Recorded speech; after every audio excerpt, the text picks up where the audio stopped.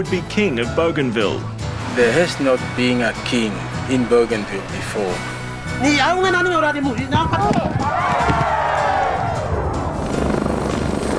And a tale from Arabia, a brave new world that's put Dubai on the map. I think the bigger things have been done before, but unique and iconic, Dubai's the place right now.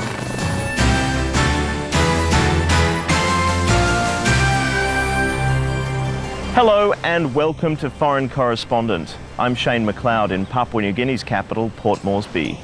In recent weeks, Foreign Correspondent has gained exclusive access to one of the most volatile and reclusive figures in PNG's recent history. Francis Ona, the man who created Bougainville's revolutionary army that fought for independence from PNG for more than a decade, has re-emerged from his mountain stronghold. With Bougainvillians about to elect their new autonomous government, Francis Ona's dramatic reappearance threatens to derail years of careful and at times painful peace negotiations on this would-be breakaway province.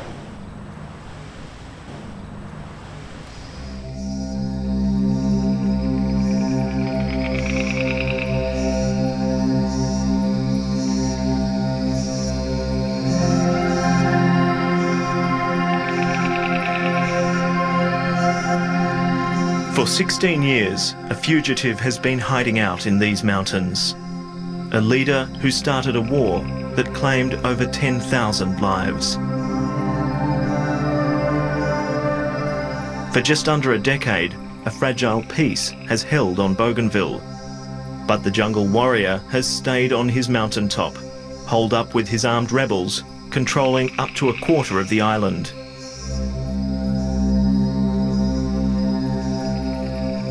Now, on the eve of elections for a new Bougainville government, the man who would be king, Francis Ona, is back.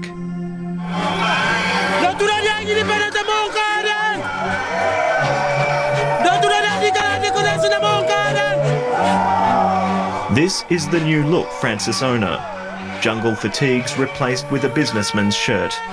Still very much the master of the tactical assault, but now in civilian guise.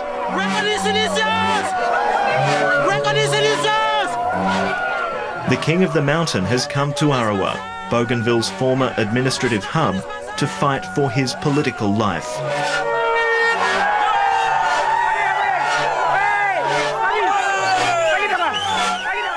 This month, the town's residents, along with the rest of Bougainville, will vote for a new government. Francis Ona wants to stop that, dead in its tracks.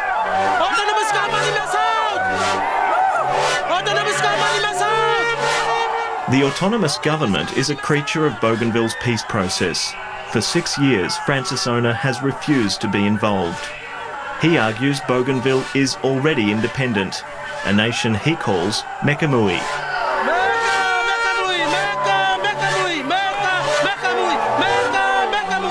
For the Australian and Papua New Guinea governments and the United Nations, who've spent years preparing for the coming elections, this may be their worst nightmare. The man who single-handedly sparked revolution on Bougainville is once again on the loose.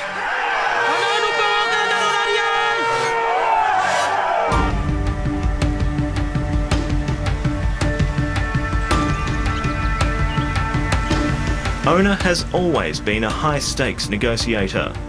Back in 1989, outraged at the environmental carnage the Panguna copper mine had inflicted on his homeland, Ona demanded $10 billion in compensation.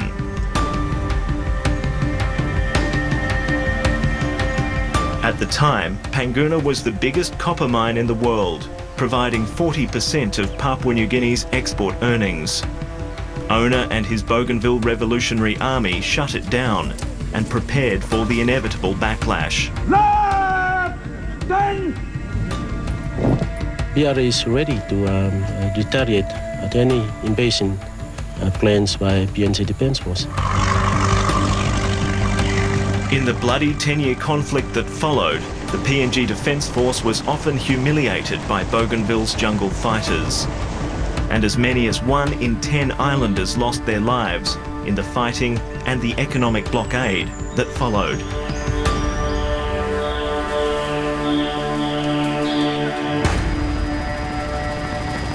To this day, the mine remains closed and under the control of owner's men. And now he's back to take on the government once more. His first stop is the UN compound. Since 1997, the UN has helped set the groundwork for the coming elections. Owner wants to sweep all that away, demanding the signing of a formal declaration of independence. I think my role here is now to receive this declaration, and I do not think it is appropriate for me to sign anything until I have seen exactly what is in here. It's a clever ploy. I must tell you, this is a good news. Independence of Bougainville is The mostly illiterate crowd think the UN's signing of the paper and the handshake are confirmation of independence. The word spreads like wildfire.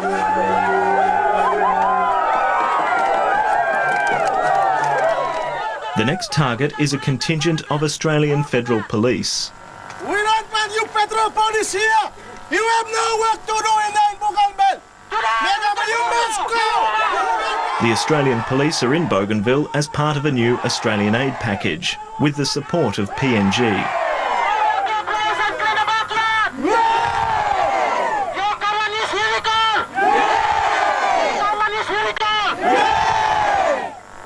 The message is on your ears. You've got it already?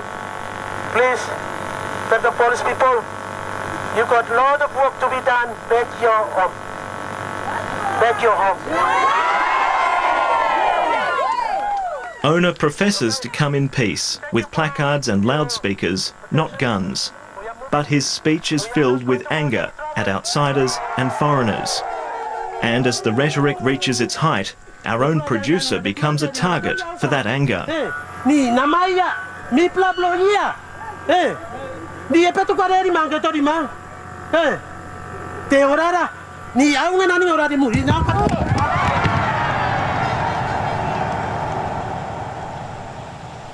There's no doubt Francis Owner can draw a crowd.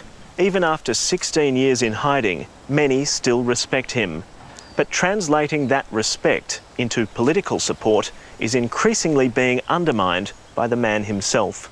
Over the past year, Owner has made a series of bizarre declarations, culminating in his proclamation of Bougainville as the Kingdom of Mekamui, with him as its absolute monarch.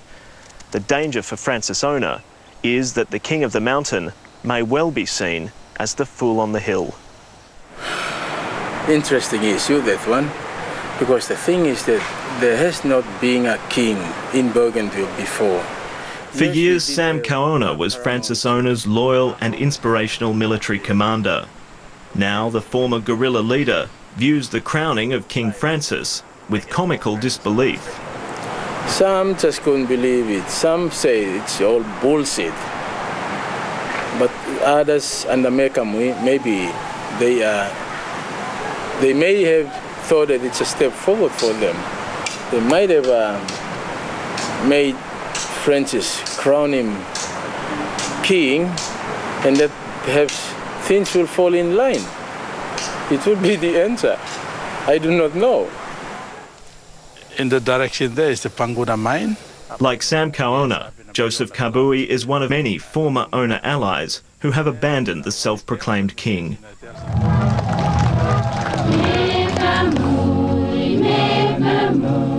Considered the political genius behind the BRA's successes in the 90s, Kabui gave up the revolutionary struggle and joined the peace process years ago.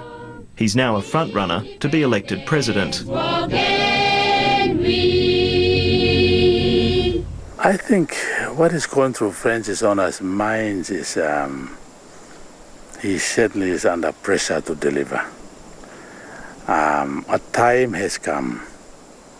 A time has come for him to show first and foremost the people of Bougainville and perhaps the world that he can deliver, that he can lead.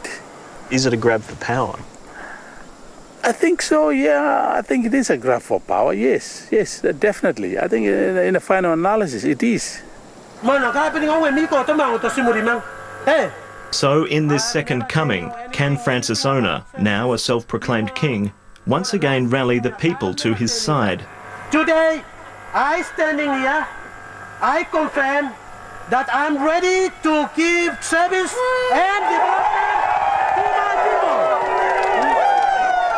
people. The key this time is in what he's offering: wealth and prosperity for all. Give me time and I'll do it for you. Just for you.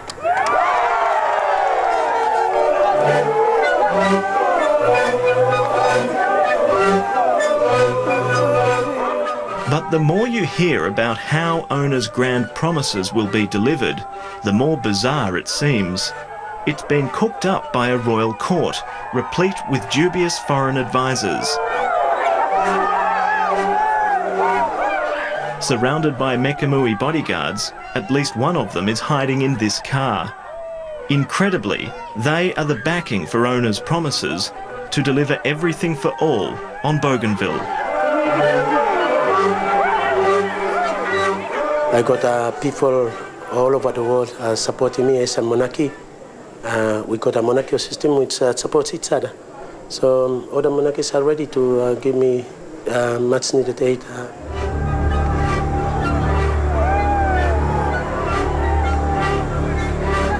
It's pure fantasy. The man in the front passenger seat is Prince Geoffrey from the so-called independent sovereign state of Bougainville. He is in fact Jeff Richards from Kempsey in New South Wales. Bougainville exists only in cyberspace. Can you give us the names of some of these monarchies that are helping you? Not because it's under NC and NDICC declarations. I'm presently contracted bound not to be disclosed. I've asked the people in the Despite the key role of these foreigners in his kingdom, Francis Ona professes to know little about them. As far as I know, there are humanitarian people assisting, trying to assist people on Bougainville. Is Prince Geoffrey one of those people? Can be. You know, I haven't got much information on this.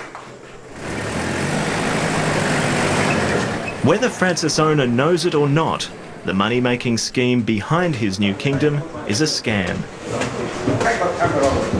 In downtown Arawa, you'll find what passes for the National Bank of Mekamui, part of King Francis's new international monetary system, the one that Ona's unnamed fellow monarchs will support. Is this the Central Bank of Mekamui?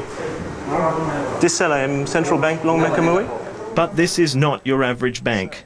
All deposits are welcome. However, try to make a withdrawal, and that's another matter.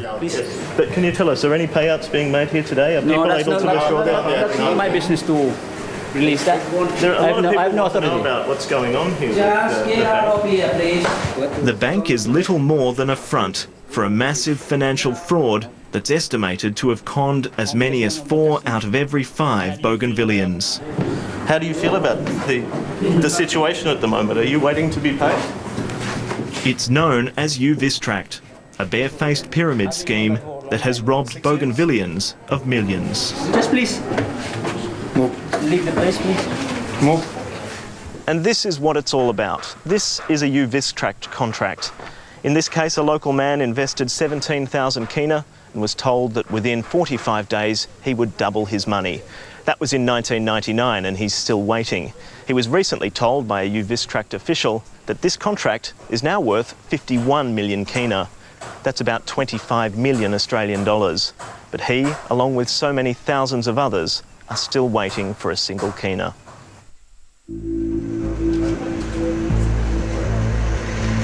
The man behind it is Noah Masinku, Bougainville's homegrown king of financial scams.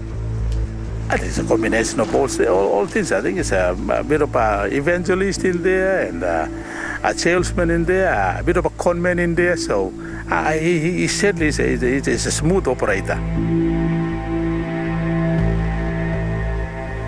It was Noah Masinku who first invited Francis Ona's royal advisers to Bougainville.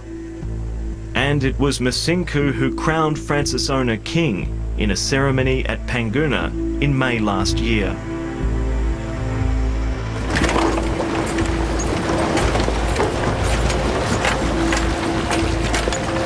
To get to the heart of this scam and the man who has manipulated the hopes and fears of Bougainville for years, you have to head south, 4 hours drive to Tonu village, the headquarters of Uvistract.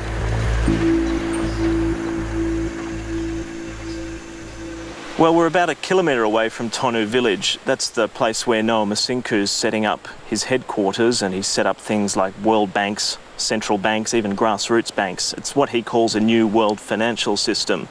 We're not sure what we're going to find when we get there, and we're not sure what sort of a welcome we're going to receive.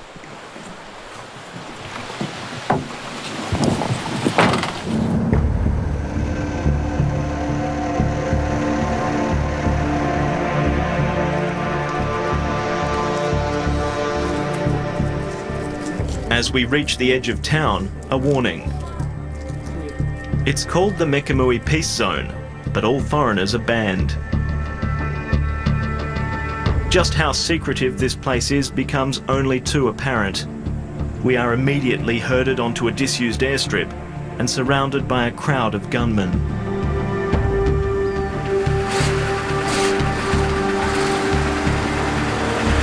Again, our inquiries are unwelcome. What we are able to discern is that across the way, some sort of evangelical meeting is going on. We're going to start the ceremony of the process of Uvistract. And so this is a ceremony over here to open up the bank, to start the system going. Yeah.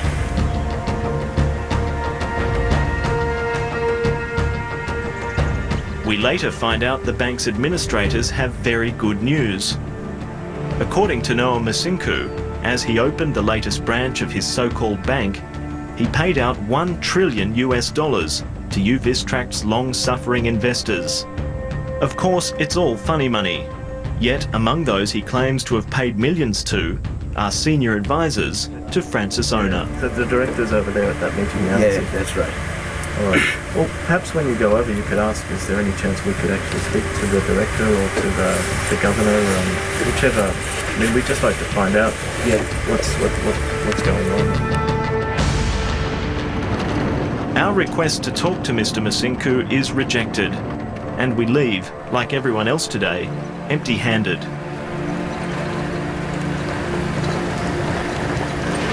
The finances that will support Mekamui, are they being provided in any way through the operations of Noah Masinku or Uvistract or the Royal Assembly of Nations and Kingdoms? No, my government is outside Noah Masinku's system. We are outside, yeah. What's the nature of your relationship with Noah? Because he talks about a twin kingdom. As a local person on Bougainville, I have nothing to do with him. You know, he's free there. He's doing his own things, you know. Well, I think I can describe, what is going on within the no-goes, and particularly with all these, promises of massive wealth, coming down. I can describe that, really, as something of a Kako cult, really. People expecting, so much billions, trillions, coming down or being handed over to them by, people that thought, they had all the money. You don't have to look far to find those who've lost in the Uvistract scam. People here are hoping to find out some information as to whether or not a payouts actually happen. Yes. They're still waiting. They're waiting to find out if any payments have been made. How regular an occurrence is this, that people hear a payout might be happening? Well, they're still waiting. They're just still waiting. The district government official, Peter Unio, conducts a head count. Nearly every single person has lost money. How much? Around 3 grams. 3 grand. And he wants Australian police on Bougainville to take action. I think Australia has done a lot of things overseas, abroad, in Iraq, but it's doing less here. And so you're talking about the Australians who are working with the promoters of youth trade. Yep. What should be Prince done Chep and them, David and them. What should be done about them? Should be arrested.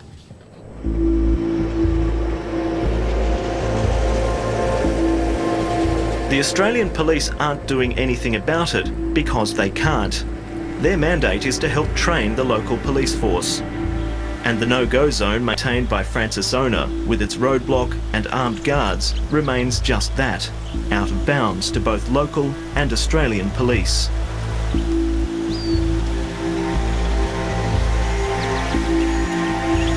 Police here on Bougainville respect the no-go zones, and that's something that's come out of the peace agreement, and the police operate within the political boundaries that exist on Bougainville, and the police are quite conscious of the restrictions of the peace agreement and the necessity to maintain peace and good law and order on Bougainville, and are not prepared to breach those agreements. It's a situation Ona, his white advisors and the peddlers of Uvistract are happy to maintain. Police were in Port Moresby had investigated Mr. Noah Masunko, and he took flight into the no-go zone. Now he's living in the no-go zone. So he is a wanted person? He's a wanted person, I think, for failing to appear in court in a matter against this company and the central bank.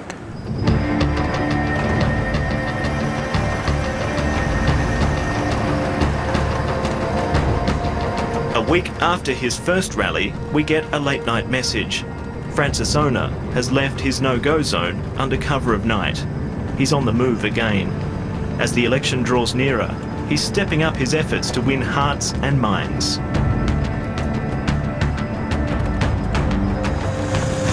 Well, it's about 3 o'clock in the morning. We're heading north on the highway up to Booker. That's about 4 hours away.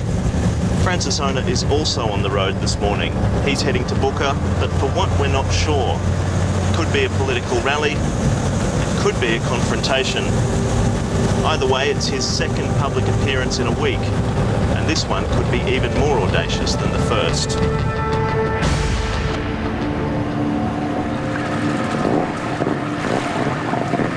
Winning the people of Booker to his cause is critical for Ona, and no easy task.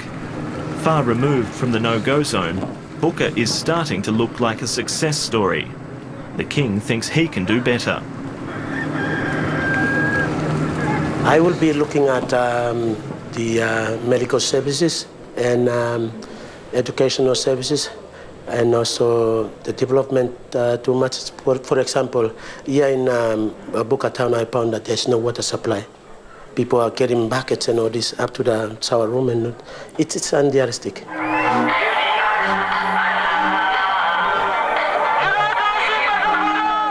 As in Arawa the week before, careful planning has gone into the Ona Roadshow. For 2 days, the Mekamui clan has been trucked up to Booker for support. And a little bit of pork barrelling won't go unnoticed.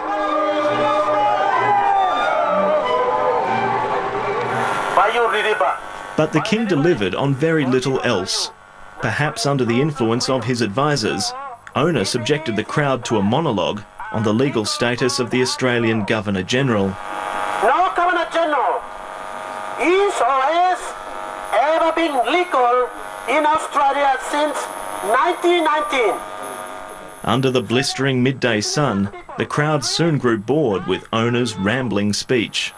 In relation to Her Majesty Queen Elizabeth II, I personally hold in the highest regard as well as her household, a queen of courage and resolve, a true leader. Ona's former comrades are blunt. The King of Mekamui has lost the plot. Driving down from Booker and heading back home, I've heard rumours, and these are rumours that I can say that they're reliable. What people have said is this: look, I think we are finished now with Francis Ona. We're finished. It's the same old talk. Same old promise. Same old, all this is high-flying talk. I guess I would deliver, but when are you going to deliver? When? Well, as far as I'm concerned, he has been gone. As simple as that. Now, me like him, all disappear the police. From today on, please move. Some worry that given the promises he has made and the company he's keeping, Francis Ona is playing a high-stakes game. It definitely is a danger. There's a real danger, yes. If he fails to deliver, there's a real danger that he might find himself in an unfortunate situation. I mean, we've had many cases all over the world that in just straight other frustrations, they've ended up taking the lives of some of their leaders. There's a real danger.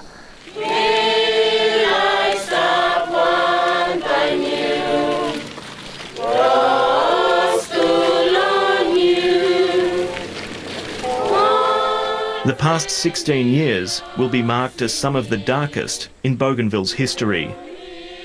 The people have endured war, disease and economic hardship, and they've borne it all with faith and hope.